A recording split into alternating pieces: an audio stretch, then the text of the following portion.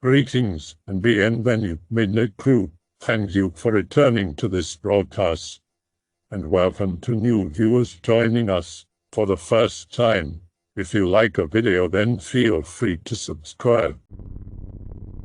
I live way out in the country in a forest in East Texas with my 19-year-old daughter and my 8-year-old son.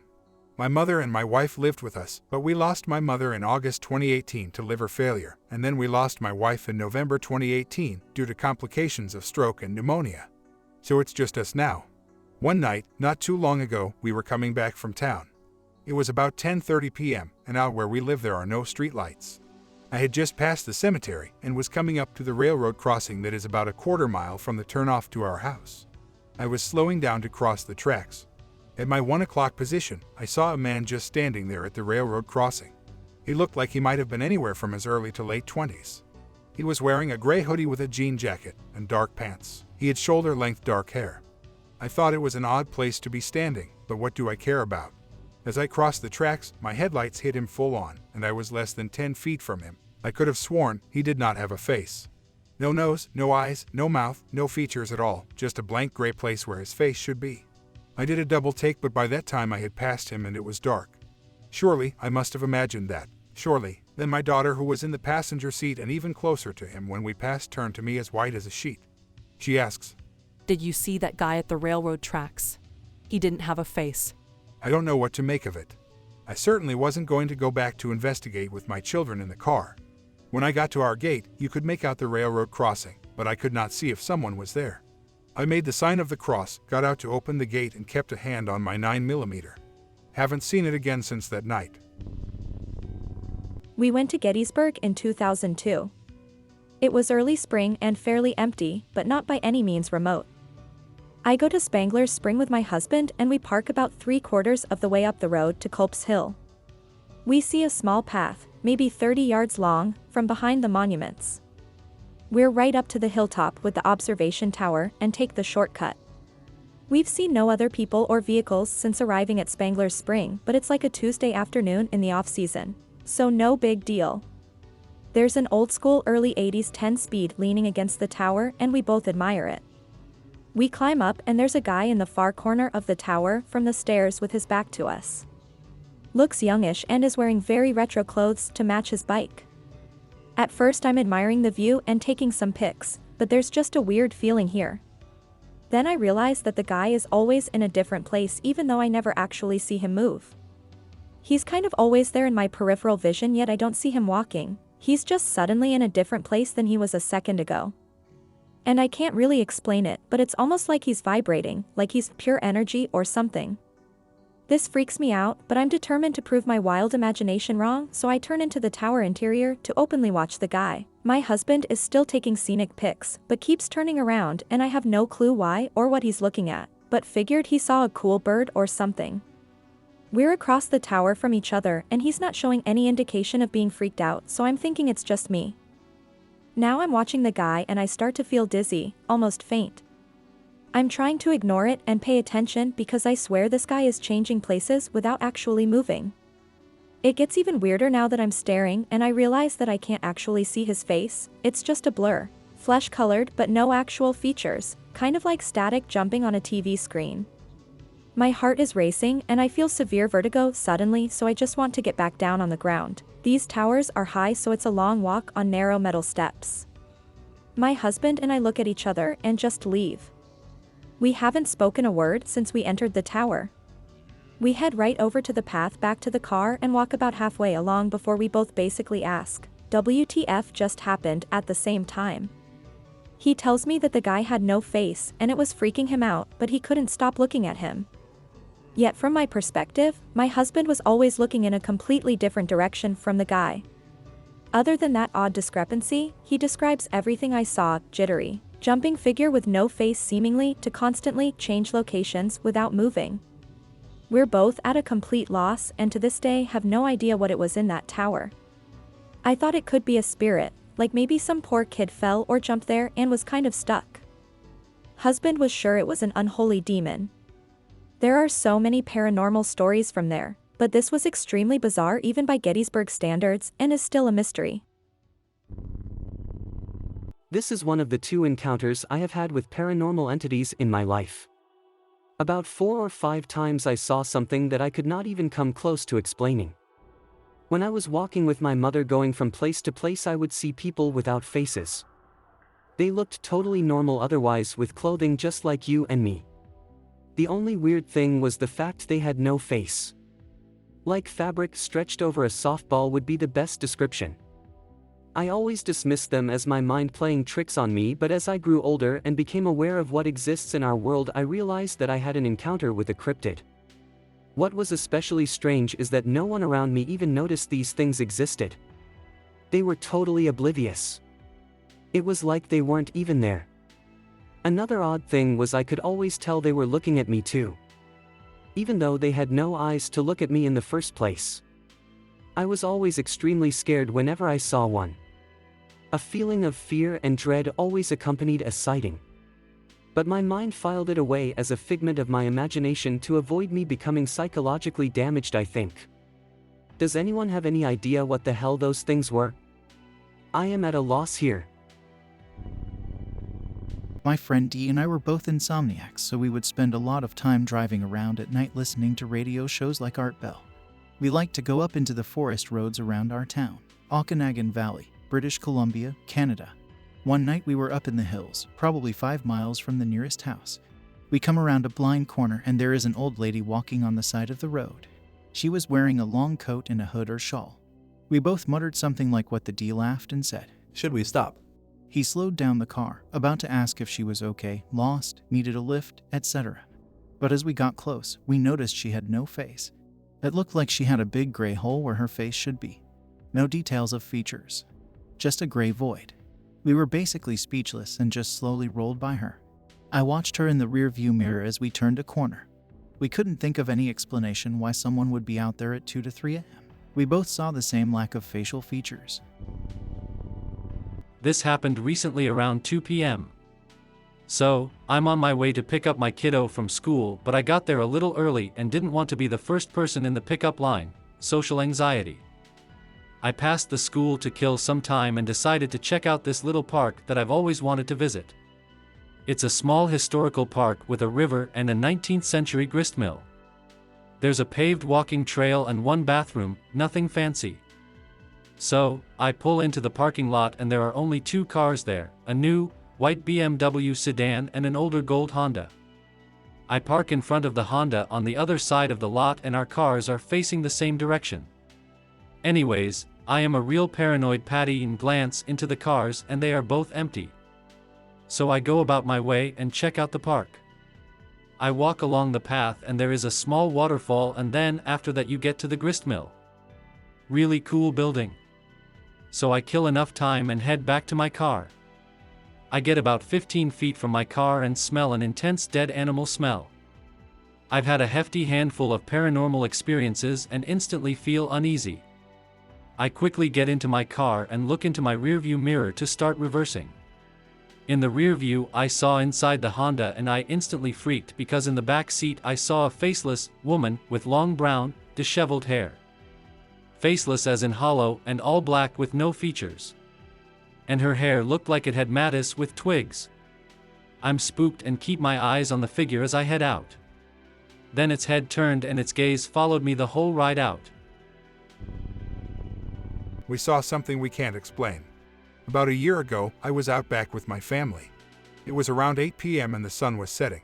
We lived in a farmhouse in the middle of nowhere. The closest neighbor was far away. Something down the field kept catching my eye, but I ignored it at first. My sister saw it too and kept looking out towards the trees. She was getting freaked out about it. My mom said to go investigate, so my sister and I started to walk across the field towards the tree line. Big mistake. It's hard for me to describe. This was the most terrifying thing that has ever happened to me. I didn't see it at first and I didn't understand why my sister was so scared until we were about 100 yards away. Then I saw this creature. Tall, probably 8 or 9 feet tall. White, humanoid with an elongated head and no face. It had long arms and peeked around the trees. We stopped in our tracks. We couldn't tell what it was. It took a few steps further out of the trees and swayed back and forth at me like a praying mantis. My sister and I ran screaming back to the house, where my mom stood, jaw dropped. She saw it too. I had never been so scared in my life. We grabbed the binoculars and watched this terrifying creature peek in and out of the tree line, spying on us. My grandma thought we all had a wild imagination. The sun was almost gone now and it was getting really dark, and the darker it got, the more it moved. Back and forth along the trees. It was terrifying, so we went in for the night and locked everything up tight. I couldn't sleep that night. I was hearing scratching on the roof, and at one point, a very loud bang and various noises coming from the barn. I was very afraid that I would wake up to my missing animals. The next morning, my grandma asked if we heard the loud bang outside that night. She ended up taking my grandpa with her on her morning walk. I have no idea what it was, and it haunts me to this day. I was in Northwest Missouri. I believe it to be both paranormal and physical. It was a scary in between. It was hard to look at. I believe it wanted us. I was so afraid to look out the window, and I still am. Afraid to see that blank face on the other side of the glass. And on almost every night, the crickets would be chirping and there would at least be some kind of animal noise and movement. But on this night, the world was dead silent and still. It gives me chills just talking about it. I do believe this creature was demonic. I left this bit out cause it's hard to explain, but you know how heat distorts light. Like on a hot day, opening a car door releases heat and it casts a slight shadow on the ground. It felt like I was looking at a mirage. Like water that's not there on the road miles in front of you. But close. I would have thought it was a hallucination if everyone else didn't see it too. It was not hot outside, it was getting dark. The shadows around it were moving, getting closer. Maybe it was the adrenaline or fear making me see things like that. But I do know the thing was real, and it came to the house that night.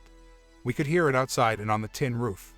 I'm actually moving back to that farmhouse by the end of the month. I'm hoping not to see anything like that again.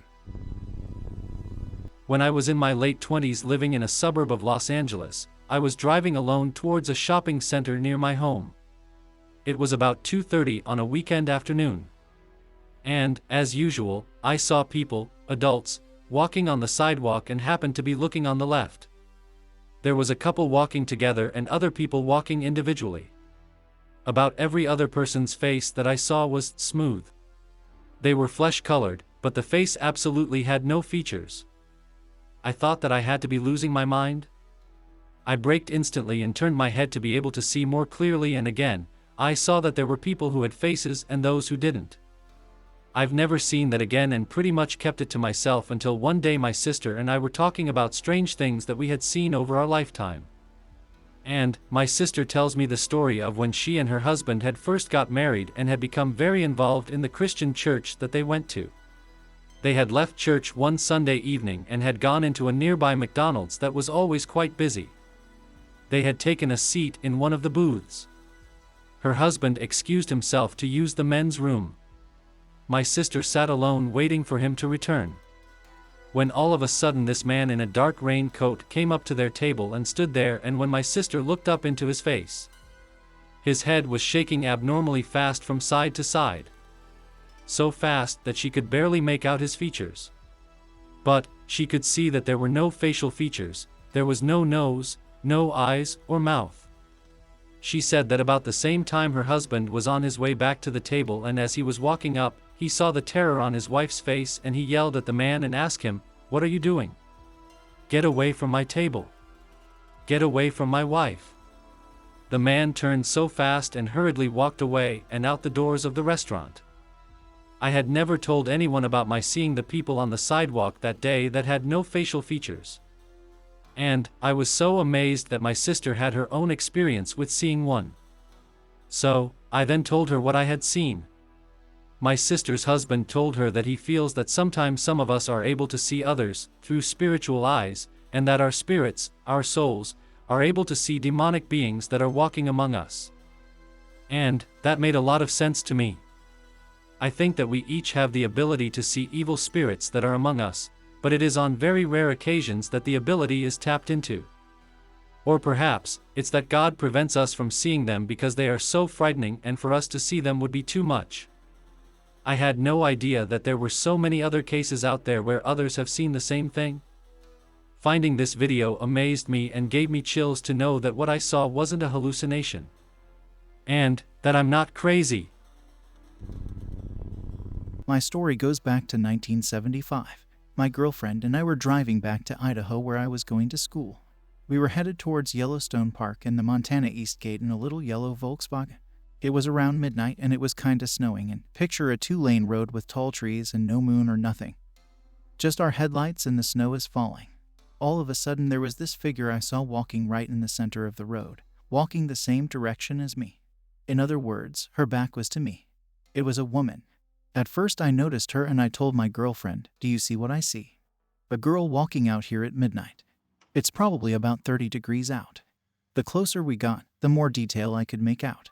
It was so, I was gonna roll down my window and ask if she needed help, but we noticed that she was wearing very, very old, I guess 19th century garb, clothing. And she had hobnail boots. She had a long shawl around her shoulders, and in her hair, she had long brown hair, down probably a little bit below her shoulder blades. And the closer we got, we noticed something weird. Her hair was completely dry. Not wet, like you would expect for somebody out in snow. I was about to roll down my window and my girlfriend goes, Don't even stop. Don't even look. Go. You know, that freaked me out because I was just about ready to slow down. Don't even look in the mirror. She has no face. I drove away. You can imagine, here we are putting along in a little Volkswagen and I just slowly moved over to the right to avoid hitting her. As I moved off and later got to the gate, the ranger said, Sorry, the pass is closed tonight due to the snow. "Why? You mean we gotta go back?" Well, there's a little motel about a half a mile back. We were scared out of our wits. Anyway, we got to this motel and fortunately the guy still had a room available. And as soon as we got in the room, we just locked the door and put the chair in front of it. The rest of the night we couldn't sleep. I had no idea others have seen things like this. I actually have a story to share about something similar. My experience took place in the fall of 2007. I lived in a somewhat rural area of Southern Virginia at the time. I had forgotten to place a letter in the mail before school in the morning. The letter was urgent, so rather than leaving it in the mailbox, I decided to drive to the post office that night. The post office was only a mile from my home, but it was still in a rural area and not inside a town. It was around 10 p.m. when I arrived and I was getting out to place the letter in the blue collection box. The motion sensor lights outside the office flicked on as I deposited my letter and lit up the area. 50 or so yards behind the post office is an old abandoned building just outside the tree line. I have no idea what it used to be, but it's very large and has been abandoned for at least 20 years. Inside the doorway of the building I saw the outline of a person standing there. Given the area I live in, I figured it was just some good old boy that had one too many. Being 17 at the time, I figured I would give him a scare and get close to the building and flick the high beams on. As I got within 30 yards of the building, all the hair on my neck and arms stood on end. I was filled with the most overwhelming sense of dread. The feeling is almost indescribable. It was as if I was staring down the barrel of a loaded gun. I decided to stop and just flick on my high beams there. When I did, I was met with the sight of an extremely pale figure. It was short, around 5 feet or so, very long jet black hair and some time of dark red dress. It had no facial features whatsoever. I got a very good look as I sat there just staring before I booked it as fast as I could. It never moved and never acknowledged I was there. As far as I could tell, it never made a sound. Its skin was so pale and had no blemishes or markings. So I refer to it as the porcelain doll. I have been back various times over the years, but I never saw it again. I still cannot explain what this thing was, and I hope to never have that feeling again. I'm a truck driver and I was heading east on I-80 up through to Illinois. I had stayed the night, the afternoon in Des Moines to get some sleep, and I got a fresh 8 hours of sleep and I had just got on the road. It was about dusk and the sun was just about to set, and I was driving and I saw a figure just ahead of me on I-80, and it was right on the side of the road. When I say right on the side of the road, I don't mean in the grass. Its toes were right on the white line. I slowed down a little bit to kind of see what was going on there and maybe avoid it. When I got about 50 yards from it, I got down to about 50 miles per hour and I could see it clear. I had my brights on and everything. It was a man. It looked like a man about maybe 5'9" or 5'10". Couldn't have been more than 100 pounds soaking wet. And when I got up to him, he looked at me and George the first, kid you not, he had no eyes, no mouth, no nostrils. There was no orifice on his face. He was pale white. No hair. No features whatsoever. It looked like a skeleton with bleached white skin. He was just kind of standing there looking right at me. I slowed down, and as soon as I saw his face, he looked up at me. Boy, I flipped the hammer down from Illinois all the way to Chicago. I never looked back. My blood ran cold. My hair stood up. It was one of the most disturbing things I've ever seen in my life. Some viewers may find the following video disturbing. Viewer discretion is advised. The following story centers around my daughter Carmen when she was 5 years old. The poor economy required us to move into an older, modest house in western Pennsylvania. From the day we moved in, Carmen began to have, what I considered at the time, terrifying nightmares. She would come running into my bedroom in the early morning hours screaming, claiming she had witnessed something very bad. After a while, I would calm her down and convince her to return to her room. In a month's time, the situation was at a point where she totally refused to go back to her own room. So she began to sleep with us. Unfortunately, no one was getting any sleep. One day I asked her to tell me what was really bothering her in her room at night. She told me instantly that a scary woman with no face would come into her room, close the door, and stand in front of it so that Carmen couldn't get out. She said the woman had long hair and was dressed in a bloody dress. I thought to myself, where did she get these ideas from? So in order to prove to her that there was nothing to be afraid of, I agreed to sleep with her in her bed that evening. That night, after she'd already been asleep for a few hours, I lay awake wondering again how she dreamed up this scary scenario. But what happened next convinced me that something was not right. Suddenly, Carmen sat up in bed, out of a dead sleep, and clutching the covers against her, she said, "Mama, you scared me. I thought you were the woman." I hadn't made a sound, but she woke instantly. It seemed like she could sense that something was in the room even though she was sound asleep. I calmed her down and we soon fell asleep together. Around midnight, I heard what sounded like a gun firing or a large firecracker. It was so loud it seemed to go off in the room. I assumed it was just a dream and my mind was playing tricks on me. Carmen was sound asleep, like nothing had happened. So I went back to sleep. Just as I drifted off, I woke to the sound of something downstairs. I sat up and realized that someone was banging wildly on the front door. I ran down the stairs and looked out onto the front porch from a side window. The light was kept on, but I could see that there was no one on the porch. I went back upstairs and woke my husband to see if he'd heard anything. He looked up at me like I was crazy and said, "Go back to sleep." What the hell was going on, I thought. I got something to drink, went back to bed and slept through the night without any further disturbance. The next morning I felt awful. I'm one of those people that needs to get a certain number of hours of sleep or I can't function well the next day. At about 10 a.m., the owner of the house came by with a plumber to work on a leaking pipe. She was wondering how we were getting along, so I briefly told her what had been going on, especially my experiences from the previous night. It sort of spooked me when she started to nervously look around as I described the incidents. I asked her if there was anything wrong. She said no and said that she was going to check with the plumber. She got up from her chair, walked over to the basement door and started walking down the basement stairs. Now what was that all about? After the plumber finished, he left the house, but the landlady asked if she could talk to me for a minute. She softly said not to be alarmed, but after what I had described to her, she needed to tell me what had happened previously in the house. I didn't like this already. She started by saying that the woman that lived there before us was very strange and had told her numerous stories about odd incidents. She had dismissed these stories to her eccentric behavior and the fact that the woman was known to drink heavily on occasion. Many years before that, a young woman had rented the house. She had expected her fiancé to move in as well, but on the very same day she moved in, he called to say that he'd met someone else in another city and that he didn't want to see her again. She attempted to call him back several times, threatening to commit self-end if he left her. Each time he hung up on her. Later that evening, the call stopped. The fiancé became worried and tried to call her, but after an hour without success, he called the police. When the police arrived, they woke the landlady in order to get a key to get in. It was around midnight as the police banged feverishly on the front door.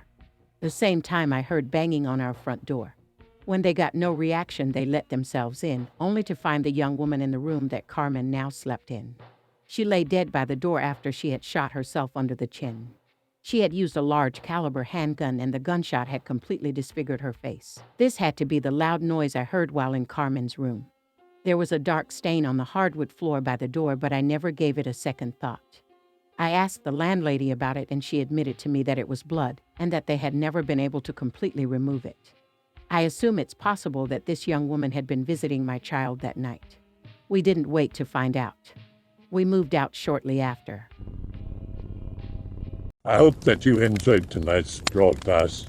If you enjoyed tonight's story, then please subscribe to the channel as more green texts will appear daily. A new broadcast will appear when the clock strikes midnight Central Time.